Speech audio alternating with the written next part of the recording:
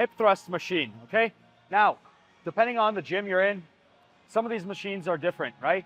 But as long as we understand the principles and where our legs should be and how we should execute the movement, we'll be good to go.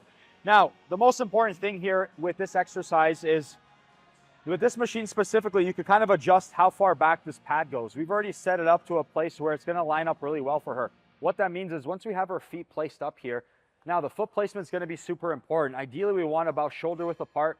A little further apart is okay, and even externally rotating those feet is perfectly fine, because the glute medius actually needs a little bit of external rotation to be activated and work. So that could be a little bit of a tip for you, okay?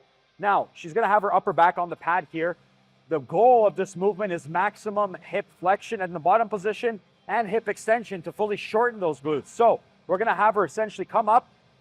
This is the end position. She's driving her glutes to the ceiling and squeezing them as hard as her life depends on it. She's gonna control it down as low as she could go without actually racking the weight to keep the tension on the actual glutes. Pausing for a second, pressing up through the heels.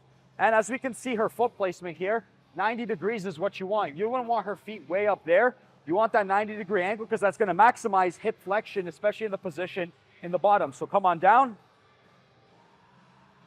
So in this position here, we're maximizing that hip flexion, lengthening those glutes. You're gonna come on up, press through those legs, squeezing the glutes. She could hold the pad here if she wants. Whatever's comfortable for you, behind your head, whatever works for you. Doesn't really make a big difference. Controlling it back down. Let's show one more good clean rep here. Pausing, pressing up, squeezing like your life depends on it, and coming down.